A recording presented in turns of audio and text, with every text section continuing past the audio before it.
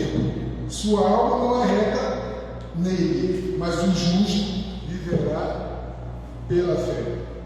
Quer dizer, então a gente começa a ver uma amplitude maior da fé, de que ela não serve só para a nossa conversão.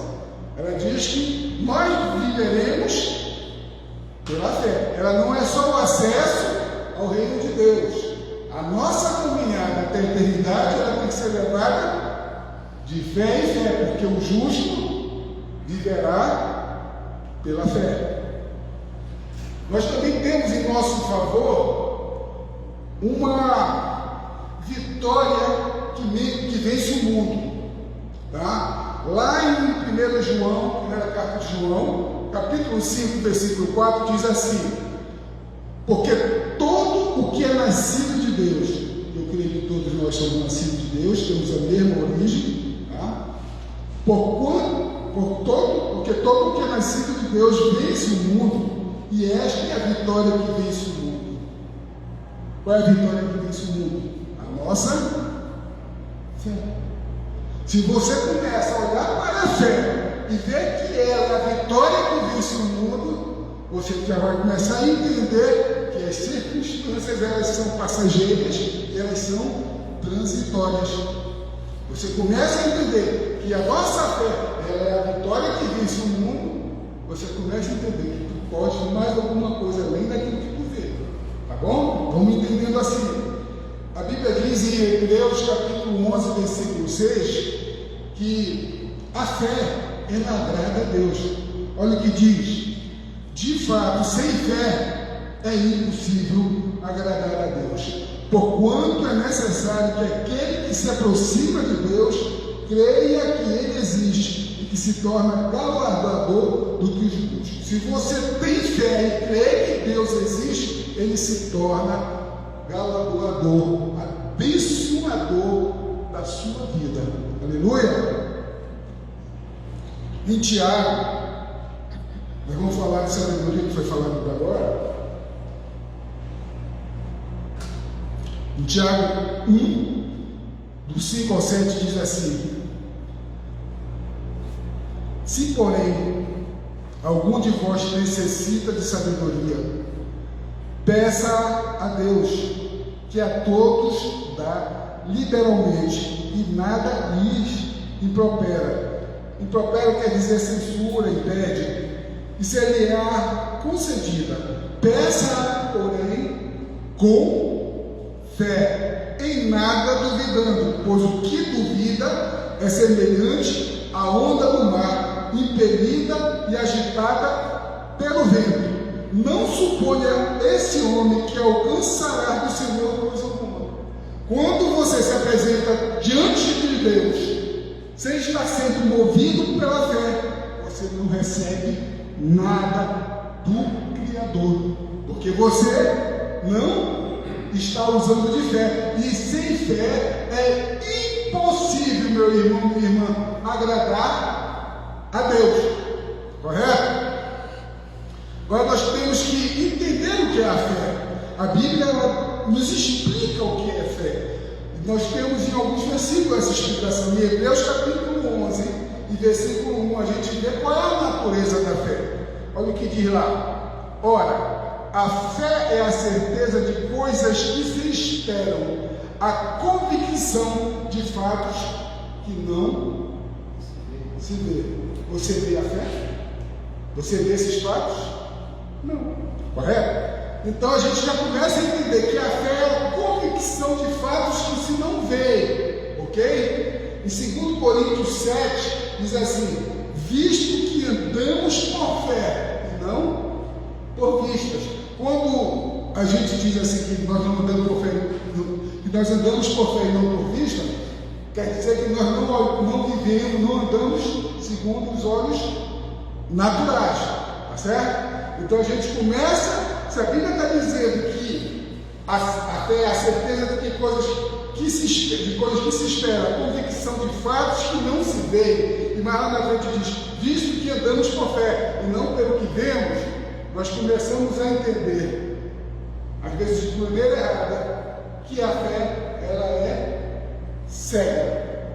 Quem aqui já ouviu alguma vez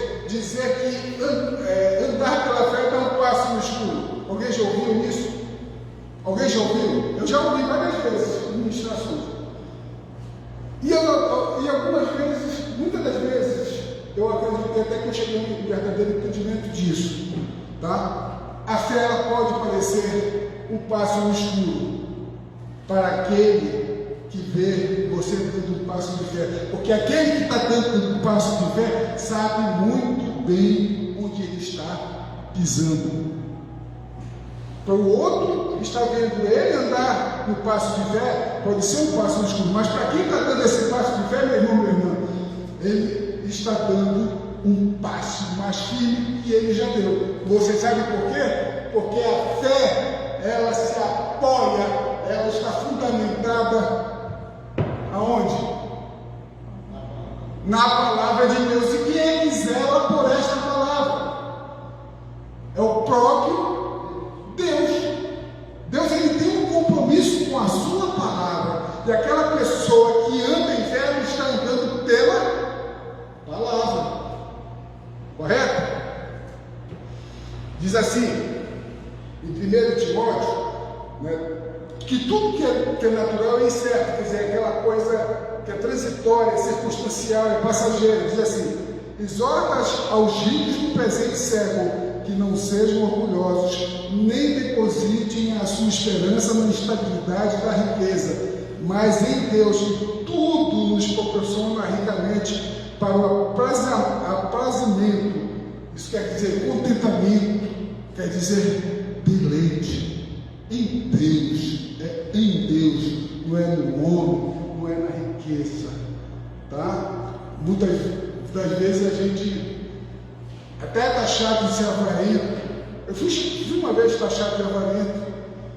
Eu digo: tu sabes o significado de avareza?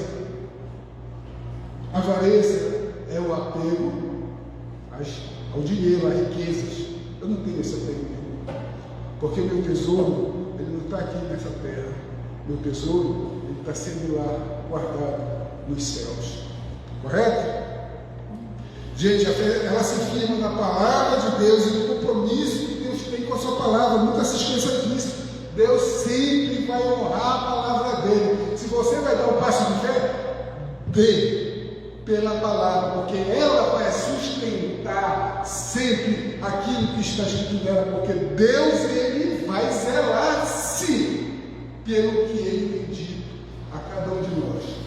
Mas podemos entender agora, nós vamos procurar buscar o entendimento de que a fé ela não é cega. Por isso, o tema da minha ministração de hoje é vendo o que não se vê. Isso foi uma pequena introdução para que nós possamos adentrar neste assunto. Ter os olhos da fé, enxergar com esses olhos, que não são os olhos naturais, que vê as circunstâncias, que se baseiam nas circunstâncias. Agora que pegou mesmo, meu irmão, o negócio está pegando que a gente não consegue superar. E a palavra de Deus diz assim: tem de bom ânimo, eu já venci o mundo. Quando você se apoia na palavra, você está dando um passo de fé, porque você está tendo os olhos de fé. Os olhos de fé é sustentado pela palavra de Deus, filho. Não é esse olho que fica lá olhando as circunstâncias. Poxa, hoje você pode estar vivendo uma vida de uma necessidade financeira. Hoje você pode estar numa situação assim, mas amanhã você pode estar aqui na frente testemunhando que a provisão de Deus chegou até você e essa situação mudou. Hoje você pode estar vivendo uma vida com uma enfermidade que não quer largar de ti, mas amanhã você pode estar dizendo aqui para todo mundo: eu estou curada em nome de Jesus, eu estou curado em nome do Senhor Jesus. Você pode estar passando por uma dificuldade no contexto familiar, mas amanhã que você pode estar relatando que você viu o agir de Deus no contexto da sua família. A sua família foi alcançada por essa misericórdia, por essa graça que é Jesus Cristo. Meu irmão, minha irmã, não brinque de ser cristão. Cristão não é um joguinho de leve e trás. Cristão é ser obediente àquele que te chamou, aquele que te resgatou daquele mundo de perdição, onde você estava preso pelo pecado. Você estava naquele tremedal de lama, como o Arquimedes gosta muito de lembrar isso na palavra. Você agora não é seu dono, você não tem como você mesmo proprietário. O Senhor Jesus, ele pagou o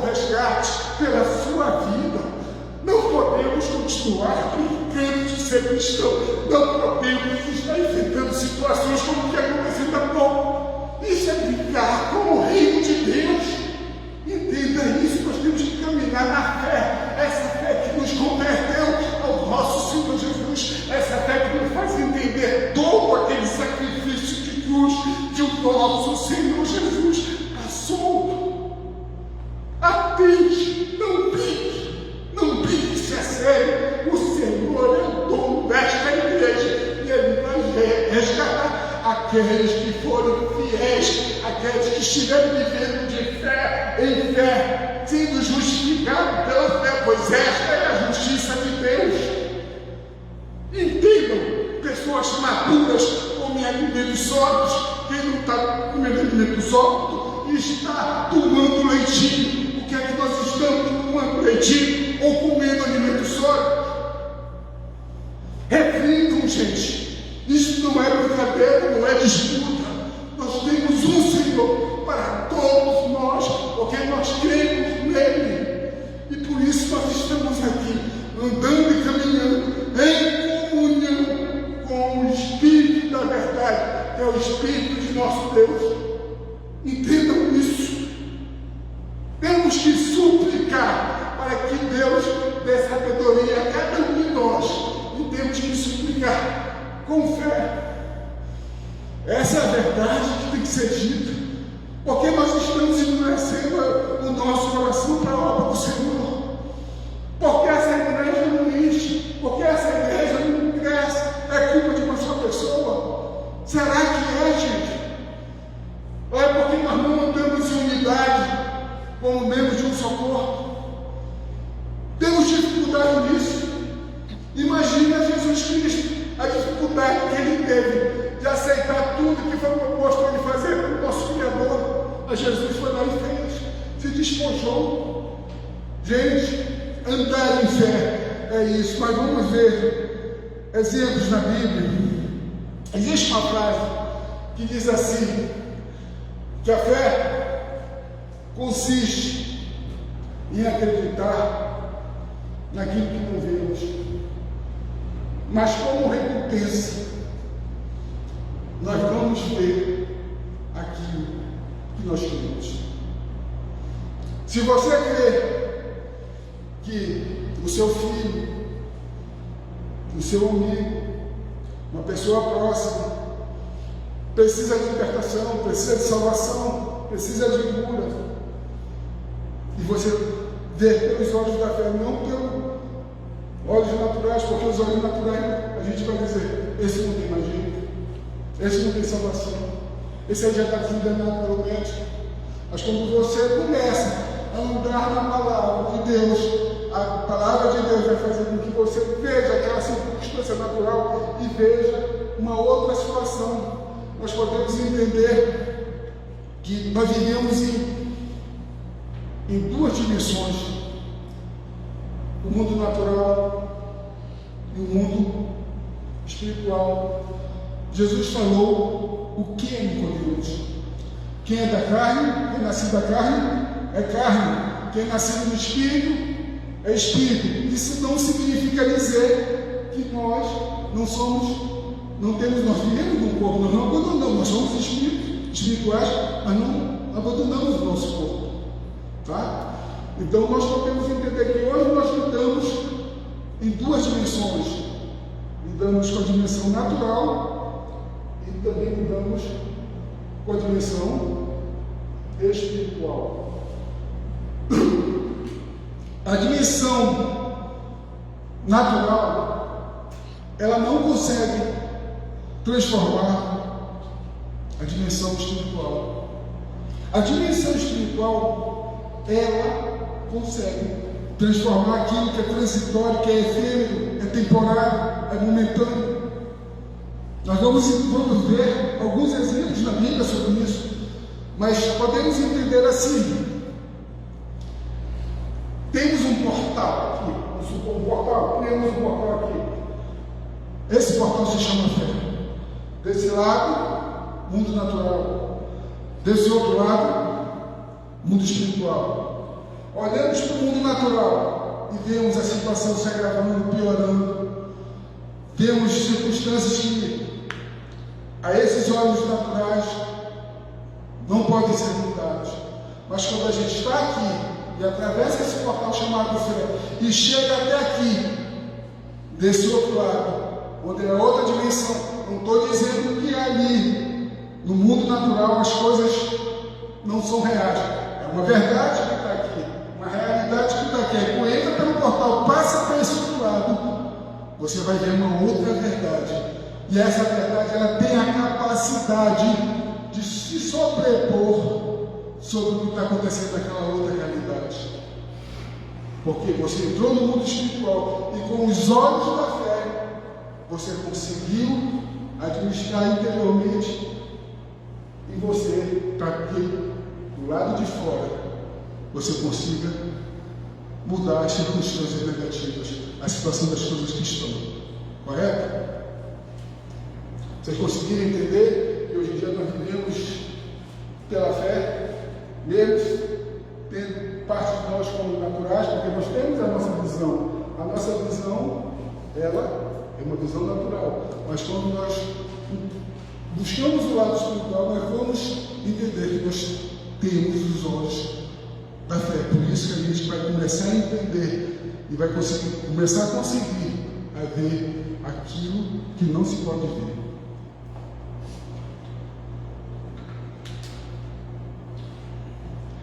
Em Hebreus capítulo 11, versículo 27, diz assim, Hebreus 11, 27, diz assim: pela fé, ele abandonou o Egito. A palavra de Deus está se referindo a Moisés, tá, gente? Não ficando amedrontado com a cólera do rei, antes permaneceu firme como que vê aquele que ele vive. A Bíblia está afirmando que Moisés viu aquele que é invisível. Quem é o invisível? Moisés viu a Deus, gente. A Deus. Ele não olhou para o natural, ele olhou com os olhos da fé e pôde contemplar aquele que é invisível. Então, a fé, ela não é cega. A fé, ela não é cega. Mas devemos entender que para viver de fé em fé e ser um justo que vive pela fé, nós temos que entender que Deus, ele se agrada daquele que se aproxima dele com fé, porque sem fé é impossível agradar a Deus. Mas também temos que entender que devemos nos relacionar, devemos exercitar essa fé, devemos dar uma musculatura para essa fé maior, através do relacionamento com a palavra de Deus.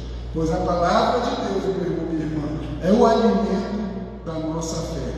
Se você não lê a palavra de Deus, você não está alimentando a fé. E sem fé é impossível agradar a Deus. Me diga uma coisa: se você deixa de alimentar o seu cãozinho de estimação, você deixa realmente, não dá mais nenhum alimento para ele, o que acontece com ele? Morre? Mesma coisa com fé. Se você não alimentar a sua fé, ela morre. E sem fé, novamente repito, é impossível agradar a Deus. Tá? Muito cuidado. Então diz assim que Moisés ele conseguiu ver a Deus.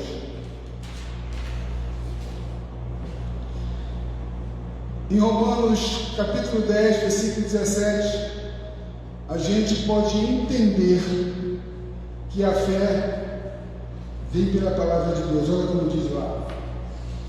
E assim, a fé vem pela pregação, e a pregação pela palavra de Cristo Jesus. Que é a palavra?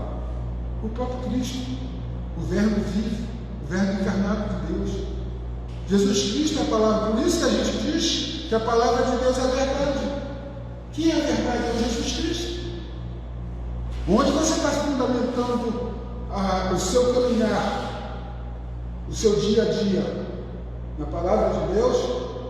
Então, eu vou te dizer, se você está com essa intimidade com a palavra de Deus, se você está se edificando na palavra de Deus, você vai agradar a Deus, porque você vai estar alimentando a sua fé.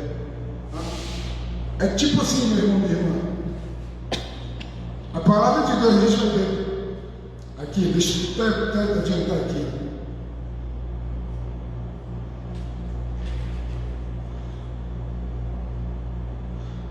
Vou adiantar aqui. A Bíblia nos informa que Deus ele deu uma medida de fé para cada um de nós. Tá? Deus ele deu uma medida de fé para mim, para você, para cada um de nós. Mas nós precisamos fazer com que essa medida de fé ela cresça.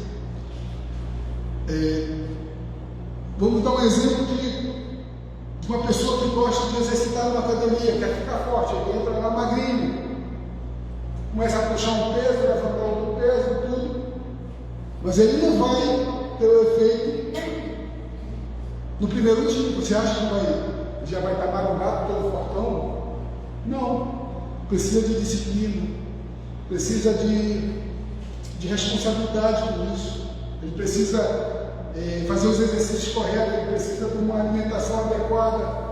A mesma coisa nós devemos fazer com a nossa fé, nós temos que alimentar, fazer a nossa fé crescer, ganharmos cura, sabe? E quando a sua fé estiver no nível, claro que a gente não vai começar a ter experiências grandiosas logo nessa primeira semana de exercícios físicos com a nossa fé, não, mas vamos começar a receber, toma um pouquinho aqui, mas a tua fé ela vai chegar num ponto tal que essa medida ela já está transbordante, que tu vai experimentar o sobrenatural de Deus que tu nunca pensavas que tu ias experimentar, mediante a medida de fé que você recebeu de Deus, mas também chegou lá e fez, se alimentou, fez essa fé crescer, exercitou essa fé no dia a dia, porque o justo viverá de fé, e nós caminhamos de fé em fé. Essa fé ela não pode ser esquecida, essa fé ela tem que andar com cada um de nós, todos os dias da nossa vida. Não é só para hoje, não é só para amanhã, não é só para determinado milagre, não, é todo dia da sua vida, você tem que andar exercitando a sua fé. Agora, onde você está com a sua fé? Um ponteiro marcando reserva da reserva, quase acabando o combustível da fé? Ou você está com ela com um tanque cheio que vai levar você a bem distante, a lugares bem distantes, porque está ali cheio, está turbinado, está ali cheio do poder de Deus, que é a palavra. Aleluia!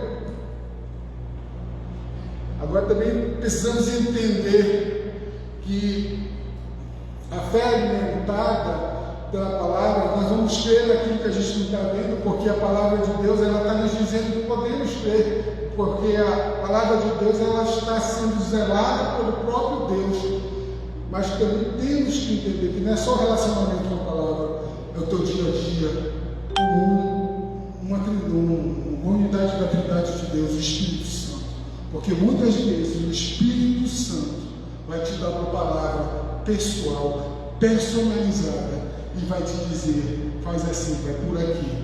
Tu quer ver um exemplo disso? Quer ver um exemplo disso, minha irmã? Pedro estava orando em determinado lugar, eu não me lembro a cidade agora, e o Espírito Santo falou com ele que 2 homens estavam ali à procura dele, e o Espírito Santo disse: vai com eles, não duvidando em nada.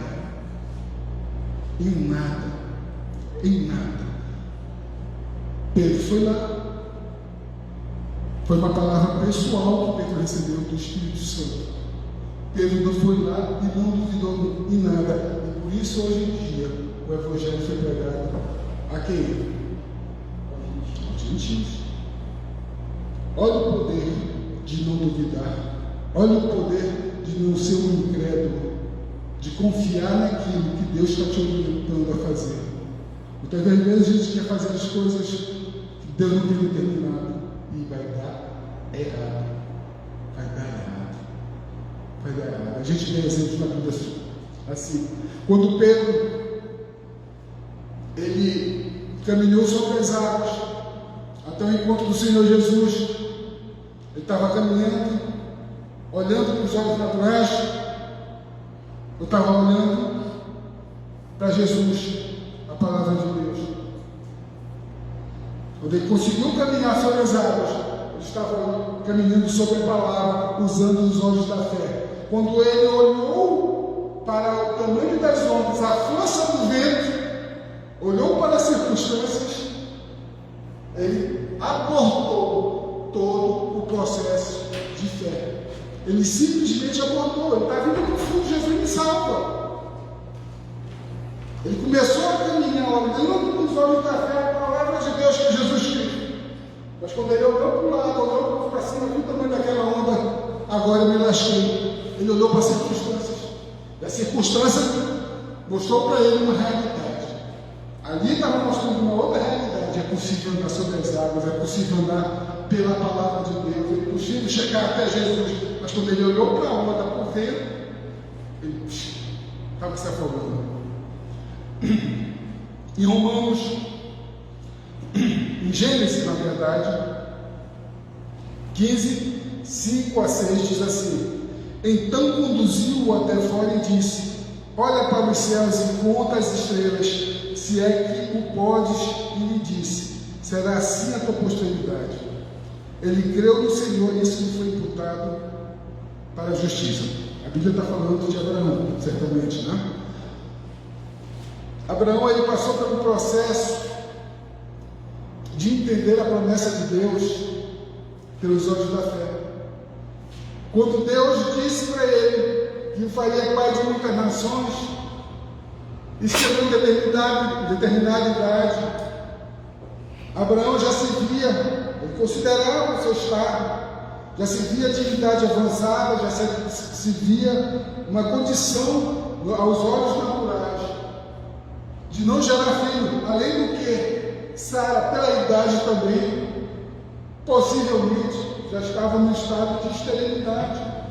E até ali ele não tinha filho, mas ele resolveu não olhar com os olhos naturais, ele resolveu não ver seu estado, o corpo quase se adormecendo, a sua virilidade devia ser bem pouca, a sua mulher estéril. Ele resolveu crer na palavra que o Senhor Deus deu a ele, que o faria pai de muitas nações.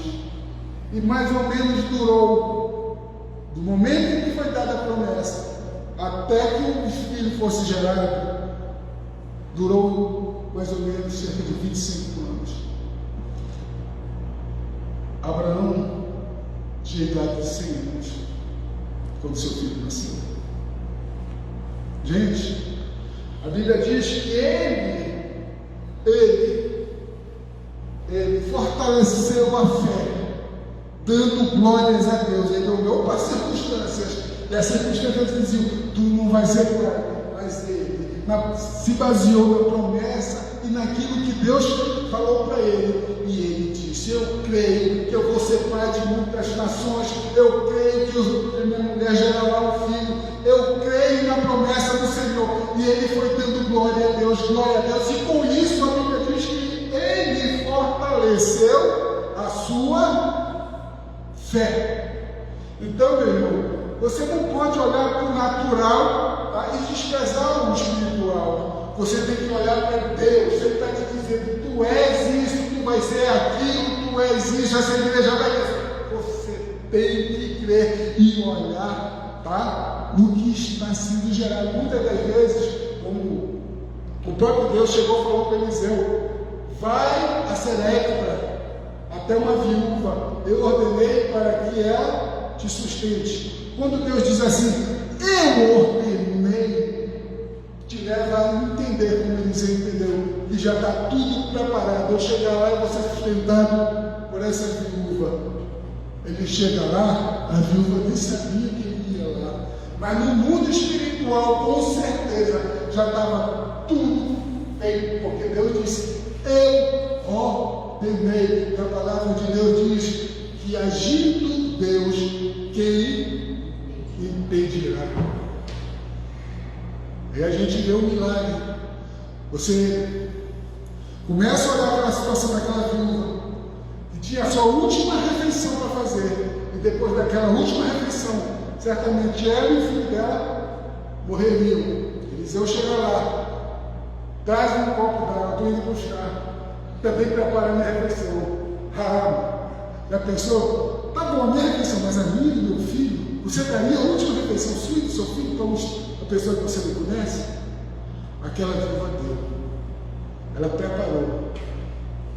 Eu entendo que pelo tempo que começou a seca, a falta de água, e não chovia ali, até que Eliseu tenha chegado, a viúva, eu entendo mais ou menos de 2 a 2 anos e meio, eles conseguiram viver daquilo que Deus tinha prometido.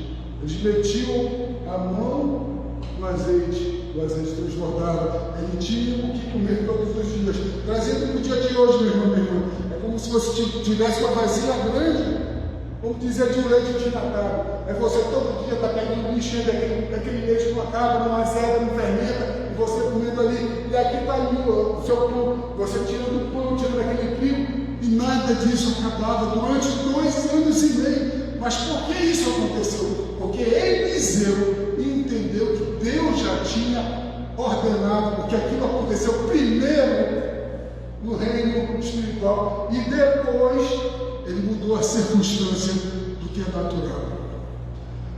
Tem uma passagem na Bíblia que diz que o rei da Síria fez guerra contra Israel.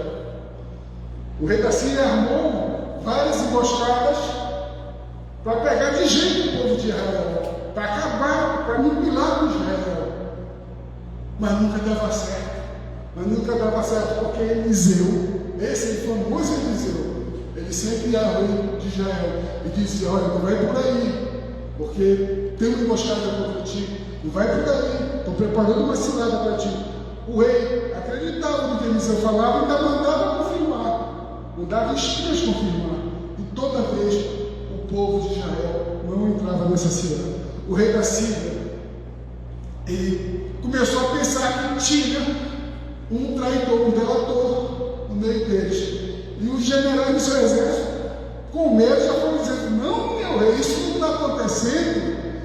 Israel tem um profeta chamado Eliseu, que diz o que tu tem preparado contra eles, as ciladas e as emboscadas que tu tens feito, mesmo no teu quarto. O problema é o homem Eliseu, desculpe onde ele está. Tá certo? O homem Eliseu, desculpe onde ele está. Chegou a informação de que Eliseu, ele estava na cidade de Dotã. O rei organizou um exército para ir buscar, não para destruir a cidade, não para conquistar a cidade, mas para ir buscar a Eliseu. E a Bíblia diz que o moço de Eliseu, o Geazi, ele ao acordar, ao amanhecer, ele viu o exército cercando aquela cidade. Ele olhou para aquela circunstância. Ih, estamos lascados.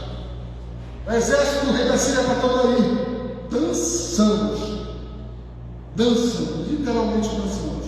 Ele corre e vai falar com o seu senhor, o profeta Eliseu. Aí ele diz assim: ai, meu senhor, o exército do rei da Síria está aí. Eu fico imaginando esse moço de Geazi ter ido dormir, tudo tranquilo, tudo calmo, sem perigo nenhum. Ao amanhecer, ao acordar, deu o exército da Síria todo ali para pegá-los. Né? O que é que Eliseu diz? Não temos. Mais são os que estão conosco do que os que estão com eles. Pensa no Geazi aflito. Essa matemática não bate. Pensa nisso. Tu está dizendo que nós somos mais do que está lá. 1, 2, 2, 1, 1, 2. Cadê? O profeta Eliseu, vendo que Geazi estava olhando com os olhos naturais, o que é que ele faz? O que é que ele pede para Deus? Para que abra os olhos do seu moço. Foi quando Geazi começa a ver carruagens de fogo, o exército de Deus. Os olhos da fé, Deus abriu os olhos do moço de Eliseu, e ele pôde contemplar o espiritual, que se sobrepõe e muda as circunstâncias no natural. Vocês estão entendendo? Vocês lembram de uma mulher chamada Agar, que deu à luz a um filho de Abraão? Lembra que ela foi para o deserto e já não tinha mais água para beber?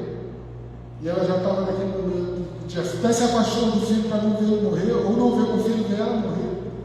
Foi quando Deus, ele abriu os olhos dela e ela contemplou uma fonte. Deus, ele não abriu uma fonte, ele abriu os olhos de quem? De Agar. Você pode dizer, presta novamente bem atenção no que eu vou te falar. Você pode dizer, pastor Eliel, mas nós não temos o Eliseu conosco todo dia para que ele olhe, para abrir os olhos. Está certo, nós não temos o Eliseu todos os dias para abrir os olhos. Mas nós temos o mesmo Deus de Eliseu. E podemos fazer a mesma oração que Eliseu fez, para que Deus abra os nossos olhos. Você tem que entender que o Deus é o mesmo, porque um dos caráteres de Deus, um dos atributos de Deus é de que Ele é imutável. Ele não muda nunca. Se Ele era assim com Eliseu, Ele é assim com você. Tá certo, meu irmão? Nós podemos ver também uma geração inteira, o resto de uma geração, vamos dizer assim, não entrando na terra prometida por conta da incredulidade. Está lá em Hebreus fala sobre isso. Eles não creram porque eles viram que havia gigantes, que havia cidades como fortalezas que estavam em cima das montanhas fortificadas, e eles viam, se sentiam ao seu próprio olho, aos seus próprios olhos, como gafanhoto diante daqueles gigantes. E os gigantes também os viam assim como gafanhoto. Eles não podemos contra esse povo, mas os únicos que entraram, a gente presume que seja por meio da fé, foram Josué e Caleb. E Caleb e Josué disseram: o que importa se eles são gigantes? O que importa que eles morem em cidades como fortalezas fortificadas em cima das montanhas? O que importa, meu irmão, você olhar com os olhos da fé, que Josué e Caleb olharam, dizendo: o nosso Deus é com cada um de nós. Vamos lá, nós vamos devorá-los, como está escrito na palavra, como pão. O Senhor é conosco. Eles não estavam olhando para as circunstâncias, eles estavam olhando com os olhos espirituais. Nós temos que aprender, meu irmão, minha irmã, a buscar que Deus abra os nossos olhos espirituais e que nós também temos que nos relacionar com a palavra de Deus e com o Espírito Santo de Deus. Amém? Amém. Não vou me delongar, demorar mais, vamos encerrar o nosso culto, mas eu penso que deu para entender que os justos viverão de fé. Deu para entender que Deus, ele deu uma medida de fé para cada um de nós. Deu para entender que nós temos que alimentar a fé, e a gente alimenta a fé pela palavra. E também a mensagem mais importante, que a fé, ela não é cega, ela tem os seus próprios olhos, numa dimensão que pode mudar uma outra dimensão. Amém? Amém. Glória a Deus. Em nome de Jesus, encerramos a ministração de hoje. Amém.